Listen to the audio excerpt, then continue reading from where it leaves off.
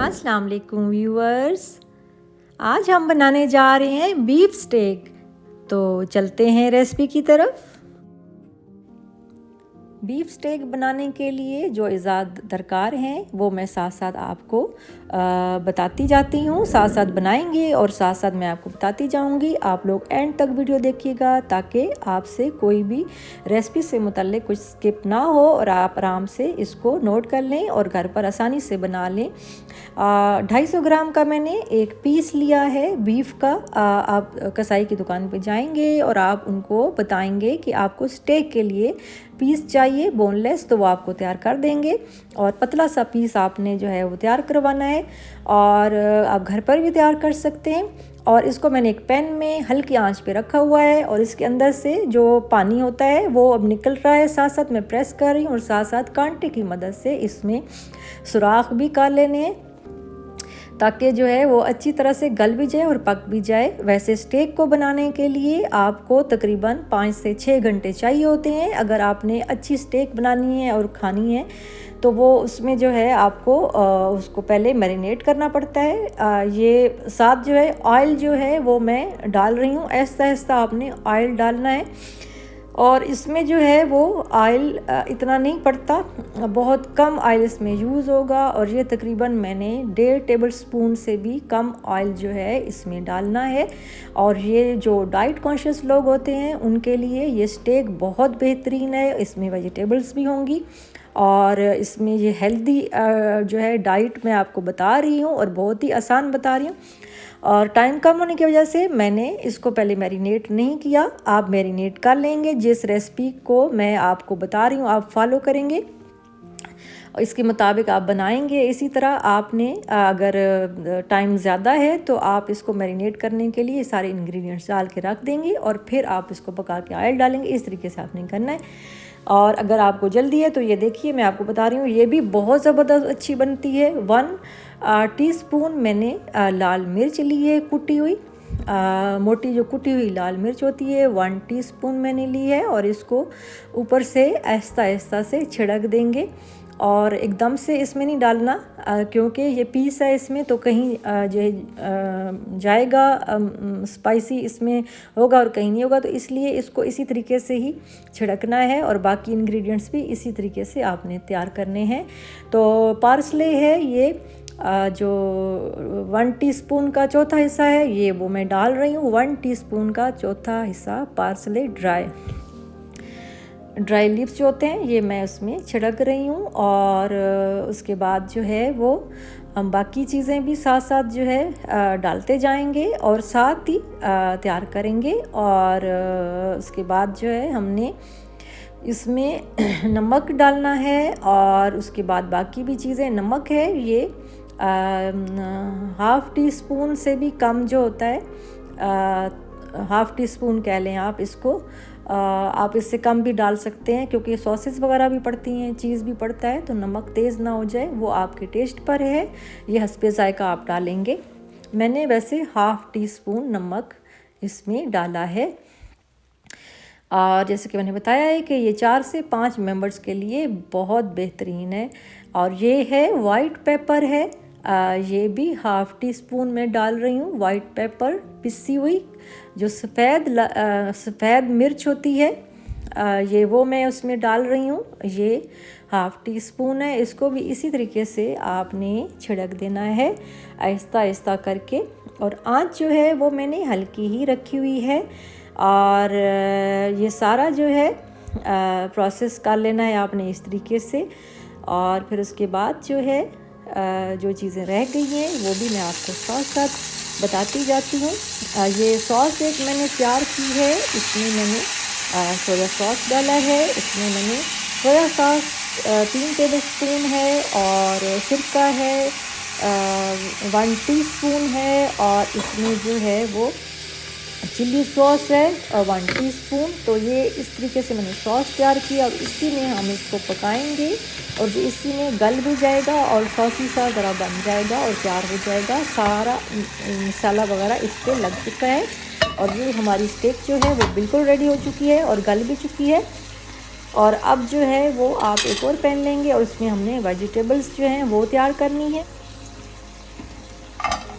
तो सबसे पहले जो है वो फ्रेश बीन्स, जिसे हम अपनी ज़बान में, उर्दू ज़बान में फलियां कहते हैं, वो 8 से 10 अदद डाल दें और आपकी मर्ज़ी है जितनी भी आप सब्ज़ियां डालना चाहते हैं। और ज़ुकीनी है जिसे हम अपनी ज़बान में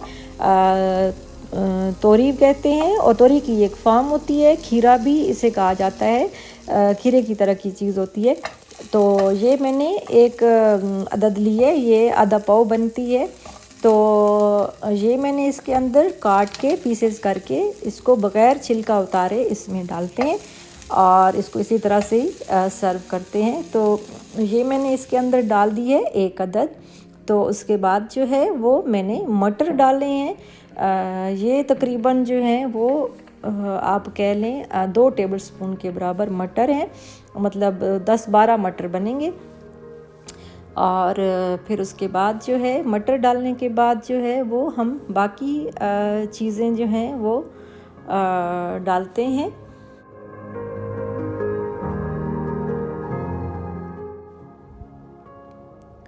और बग़ैर ऑयल के इन वेजिटेबल्स को हम तैयार कर रहे हैं, यानी कि इनको ये स्टीम भी हो जाएंगी और जो है ये सौते भी इसको करना है। तो अब एक आलू लिया है मैंने, इसको काट लिया है और इसको बॉईल कर लेंगे। ये मैश पोटैटो भी हमने तैयार करने हैं। तो ये देखिए मैं मैश कर रही हूँ इसको, आलू जो है वो गल चुका है तो इसको इधर ही मैश कर रही हूँ। और इसके अंदर जो है वो नमक आप हस्बे ज़ायक़ा डालेंगे और इसमें जो है थोड़ी सी काली मिर्च डाली है और थोड़ी सी लाल मिर्च डाली है कुटी हुई, और हाफ़ टी स्पून मैंने डाली है इसमें लाल मिर्च डाली है, और काली मिर्च डाली है मैंने हाफ़ टी स्पून से थोड़ी सी कम डाली है, और नमक चुटकी भर डाला है। तो ये इस तरह तैयार कर लिया है मैंने मैश पोटैटो भी। और स्टेक हमारी तो ऑलरेडी तैयार थी, तो साथ साथ हम बाकी चीज़ें भी तैयार कर रहे थे। अब वेजिटेबल्स जो हैं जो तैयार किए हैं मैंने बग़ैर ऑयल के, वो बंद गोभी और उसमें ब्रोकली भी मैंने थोड़ी सी डाली है। और जो चीज़ें आपके पास अवेलेबल हों वेजिटेबल्स वो आप डाल सकते हैं।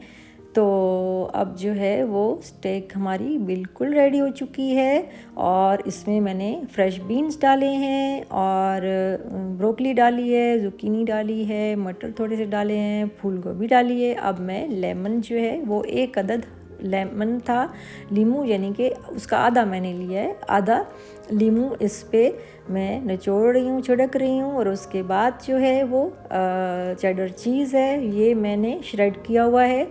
अब थोड़ा सा ये आप इतना जो है तकरीबन आपने लेना है, चेडर चीज़ जो लेना है वो तकरीबन 3 टेबलस्पून के बराबर चेडर चीज़ लेना है। थोड़ा सा फिर लीमू जो बच गया है वो मैंने इसके ऊपर छिड़क दिया है।